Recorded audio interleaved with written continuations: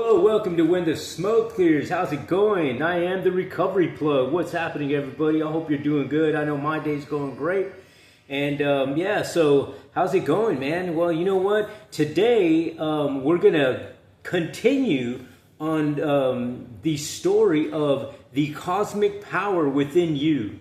And I know in the last video, I told you guys that what I wanted to do with this particular book is take you guys on a journey with me in reading the book and, just make it into like this whole series or whatever. And, every day we'll come back and keep on reading it until we're done with it. And I hope that you guys stick with me and hopefully that you guys find something encouraging out of the book because, like I said on the video prior, on the first chapter of this book and reading the introduction and that sort of thing, that this book is it's part of the Library of Congress books. And as you guys, I mentioned before that when they pick books to be part of the Library of Congress, that means in my interpretation, it from what I researched, it's a book that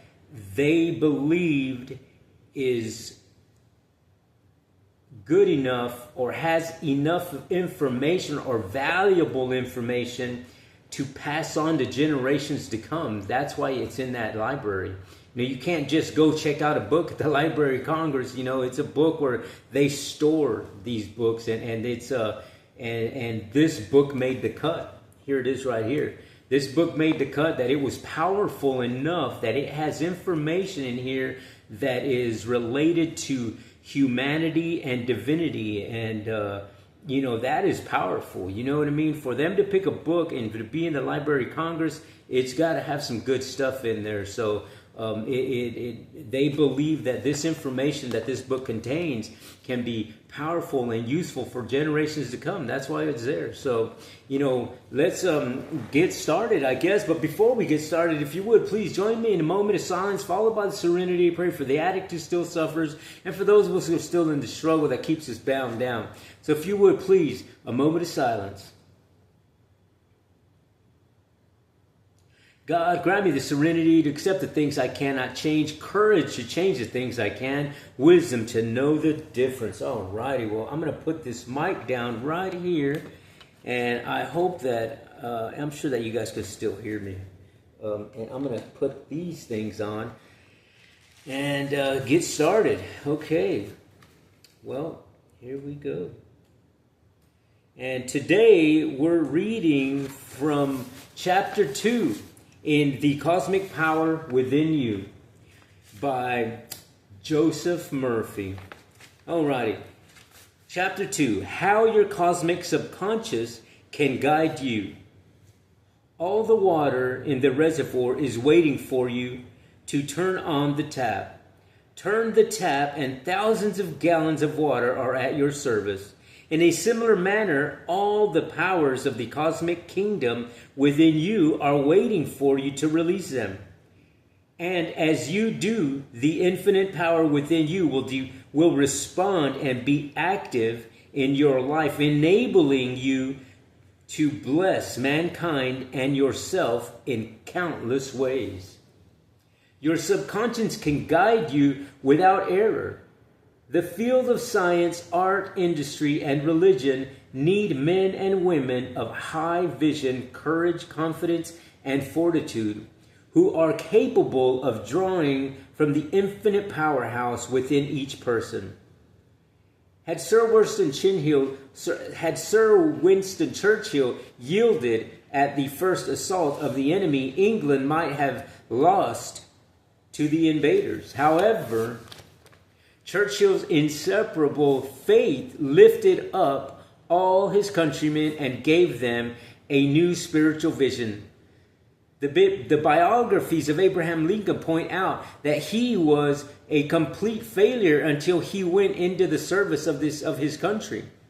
You could look upon his failings as stepping stones to his success.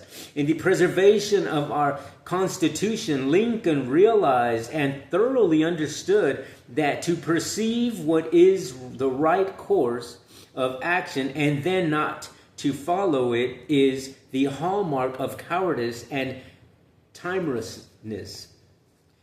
The source of Gandhi's tremendous spiritual power. Mahatma Gandhi's early life was ingenuousness and hellish. He was beaten, kicked, and thrown into jail, and many assassins tried to kill him before his tragic end. Unswervingly, however, Gandhi kept on with his great work, preserving and never compromising with his principles until the untouchables were freed from centuries of serfdom. His faith in cosmic justice, his singlessness of vision and courage to act brought wonderful results. Gandhi said, faith is nothing but a living, wide awake awareness of God within. He who has achieved that faith wants for nothing. How a diplomat's wife increased her graciousness. A young lady approached me after a lecture in Town Hall, New York, and said, a young man in the diplomatic service has asked me to marry him. I'm terrified, though, because I know I will have to entertain, but I know nothing about diplomatic etiquette on the proprieties and the dictates of diplomatic society. I suggested that she attend one of the better charm schools in New York. I had noted that her voice had a ring of acidity, and I advised her to practice continuously the imparting of loving kindness in her words by following the injunctions of the Bible. Let your words be like apples of gold in pictures of silver. And let your words be of honeycomb, sweet to the ear and pleasant to the bones. See Proverbs 25:11 and Proverbs 16:14 or 16:24. Following my advice, she practiced morning, noon, and night for several months, pouring love, kindness, and goodwill into all her speeches, and after a few months, she noticed a tremendous changing taking place in her relationship and with other people. She wrote me saying that the charm school had benefited her immensely. She had learned to practice all the amenities and graces of life. Moreover, they taught her how to dress properly, how to walk, talk, and entertain, and how to adopt the right posture and decorum for all occasions. I had told her that when she said good morning to someone, she should realize the ancient implication of the words, which mean in substance, the light of God shines in you. And when she said God, good night, she should feel and know that she was saying, God giveth you sleep. The realization of these simple truths was the turning point of her life. She is now happily married to a young diplomat, and on behalf of her country is entertaining embassy guests with grace, charm, and dignity, and she is beloved by all. The small everyday courtesies sweetened life. The greater ones enabled it. Remember too that there is a courtesy to the heart. It is called love. From it springs purest courtesy in outward behavior. Hidden talents found through infinite intelligence. A young newspaper man told me that he had been fired from his job and informed that he was a flop and a failure as a reporter. He was bitter and vindictive for a few days. Then he decided to forgive his former employer and be grateful that he had been given discharge. He said to himself, I failed in that job. I didn't belong there. My talents lie elsewhere. I will be a tremendous success when I am doing what God has lifted for me. I suggested to him that he pray frequently as follows. Infinite intelligence, reveal to me my true place in life, where I express my hidden talents in a wonderful way, and I follow the unmistakable lead which comes to me. After a few days, he discovered an intense, deep-seated desire to be a minister. He is now very happy in a divinity school, and he recently wrote me saying that this is where I belong. I will be a success at this. His changed thinking changed his life. The right way to practice divine guidance. A woman wrote to me that another woman had called her a snake in the grass. They were members of the same church and they worked together on the school board. She saw that she had accumulated many resentful and grudging attitudes. I wrote back pointing out that Adam had named all the animals and that animals in the Bible mean moods, feelings, and animated states of consciousness. For example, there are the sting of the wasp in a man, the stubbornness of the donkey, the cunning of a fox, and the fierceness of a tiger, as seen, for examples, in the actions of the Viet Cong in Vietnam. The terms sheepish, cocky, and mullish are all taken from the animals. Our mission in life is to harmonize these emotions and characteristics and to direct them constructively into God-like channels.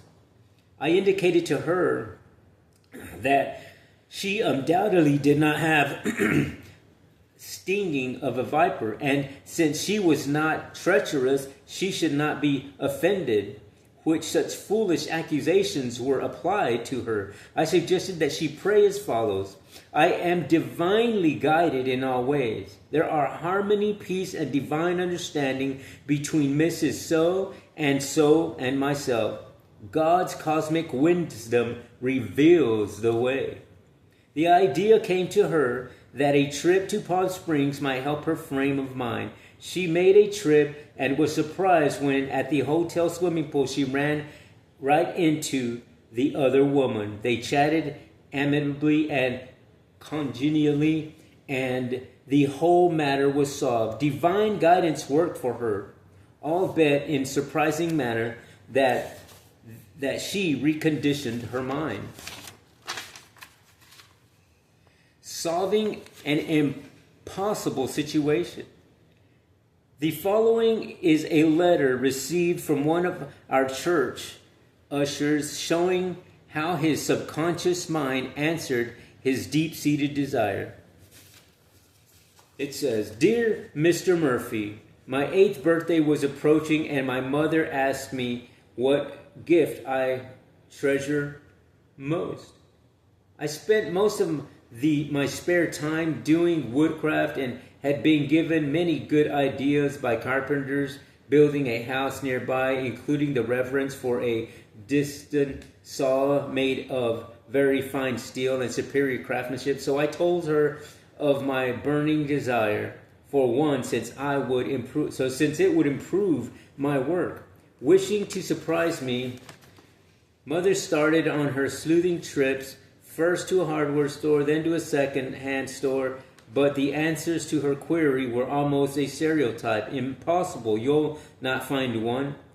They have not made since the war, at least for several years. Since then, they are again in production. Feeling very downcast, Mother told me of her exhaustive search and said that since the distant saw was impossible to find, I must choose another gift. I told her that it was not necessary for the saw to come from her or the hardware store, but that I knew the saw would come.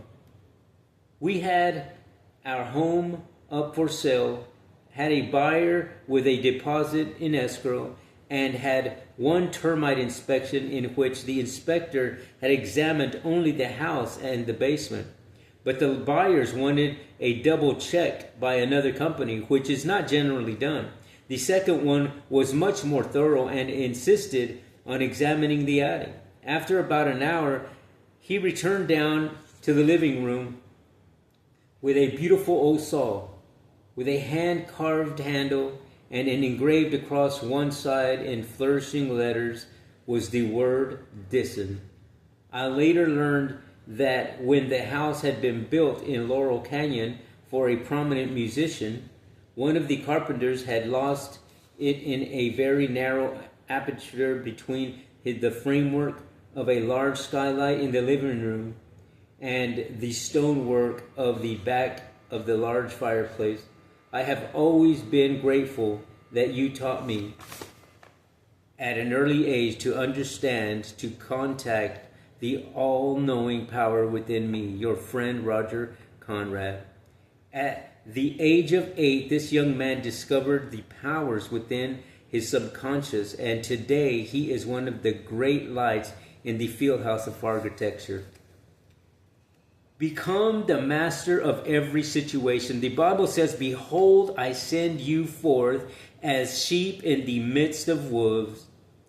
Be you, therefore, wise as serpents and harmless as doves. Matthew 10:16. In other words, be perceptive and discerning enough to see what's going on. Be on the quiver, be vigilant, astute, and open both inner guidance and counsel from without. You also must play the role of the dove, which is a symbol of purity and peace, i.e., be gentle in your approach, but at the same time be firm and refuse to compromise with the truth. Be firm but kind, like the trainer of the wild horse. He lets the horse know he is the master, but he is not cruel and does not beat the horse. Blend together these two attitudes and you will release inner powers that will give you mastery over all of life's continuously changing situations. Getting ahead using cosmic truth. The dictators, despots, and tyrants of the world were a false mask. All of us remember the bravado of Hitler and the vain blustering of Mussolini, Stalin, and others. Each of them was covering up his deep sense of insecurity, inadequacy, ferocity, suppressed rage, and self-loathing. Many people continuously practice dissimulations, fringing and pretending to be what they are not. One man said to me, all I need to get ahead is a good publicist to misrepresent me and tell people how wonderful I am, and then I would make the headlines.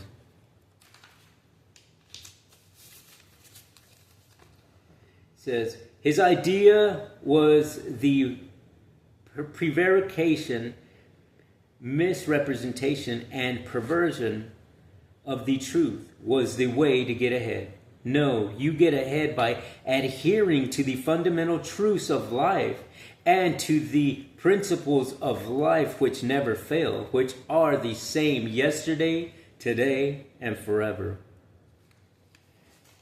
It says, use the cosmic power and win outstanding victories.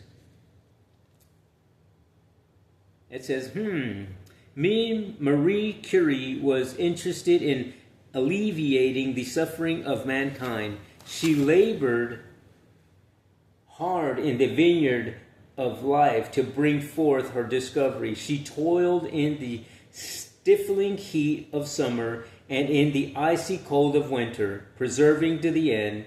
She faithfully continued until the great dawn of victory appeared. She was true of her most inner powers and never gave up. Her vision was directed toward victory, and her absolute faith and unshakable devotion have blessed mankind. The world rightly has acclaimed her as genius and as a great benefactor of mankind. The man with the right outlook on life does not deviate from his goals because of wintry snows or rains, or because he has failed many times. He knows that one success or achievement will wipe out hundreds of failures. Furthermore, he knows that the so-called failures were not failures at all, but were stepping stones to his triumph and glory. I like that one. It says, learn to be yourself.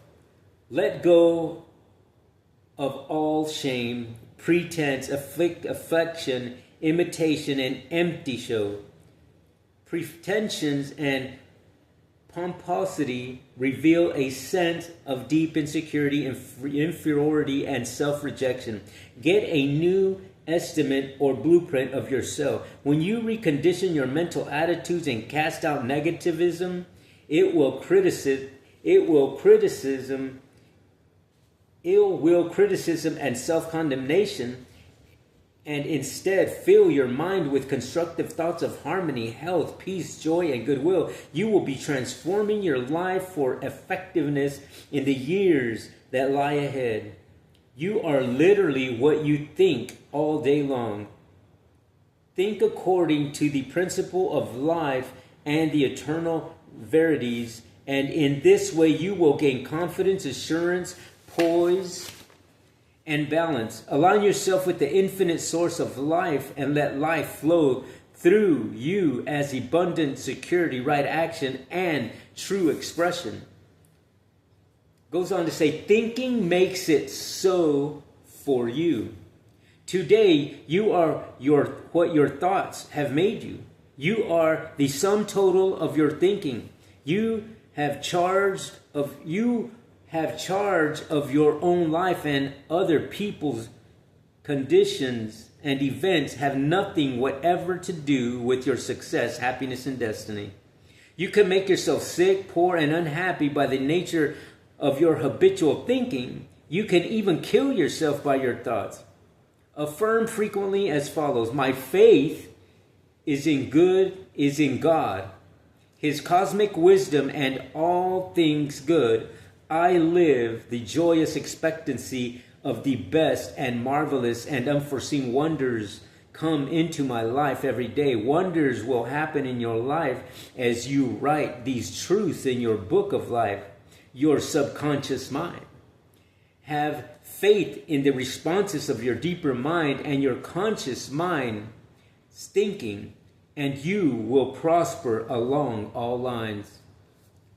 Goes on to say how to gain faith yielding real benefits.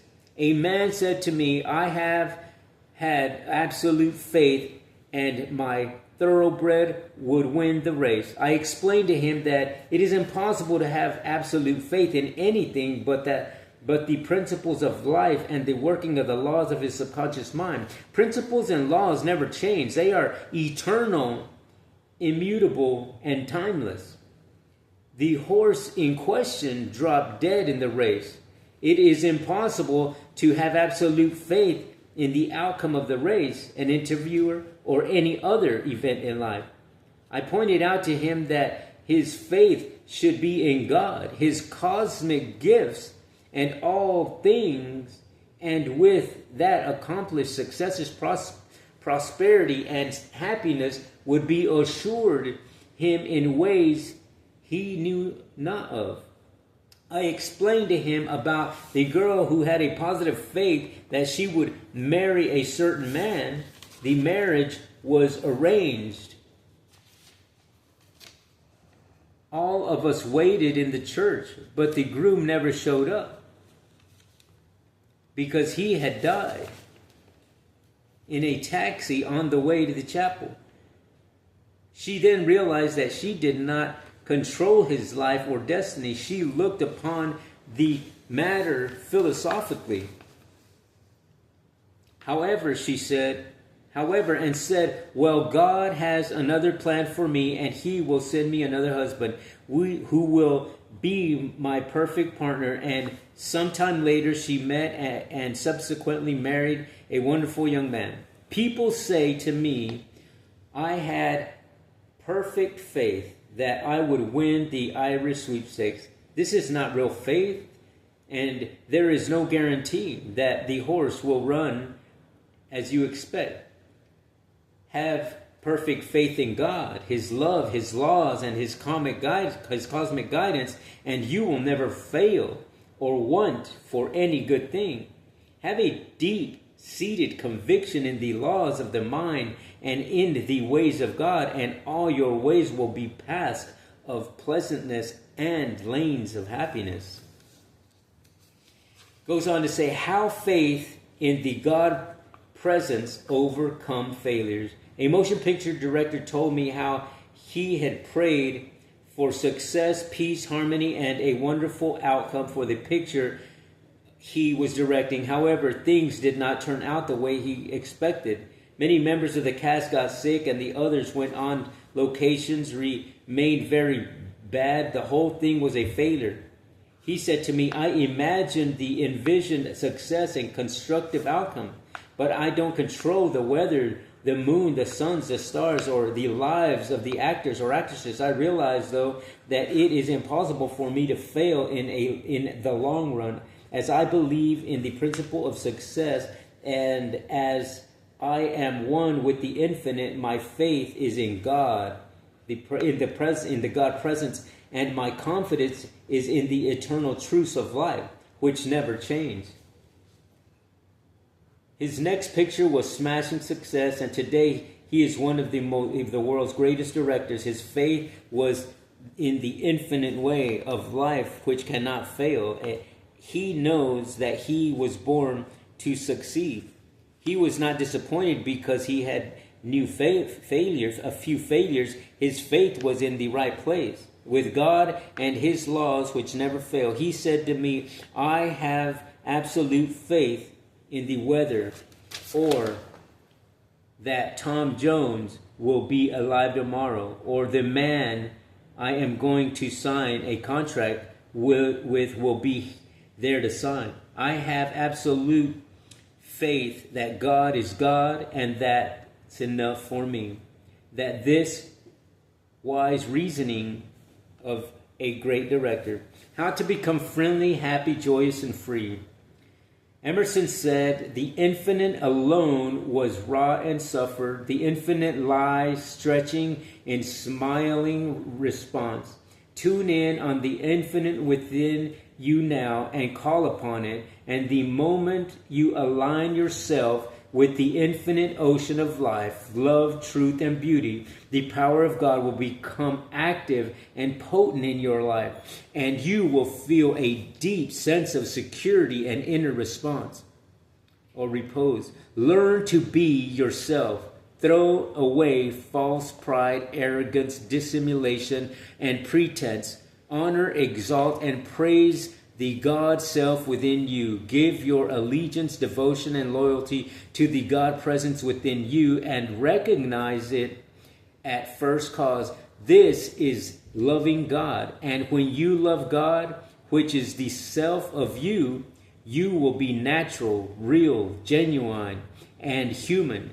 And you will enter into the joy of the Lord and the laughter of God. Well, there you go.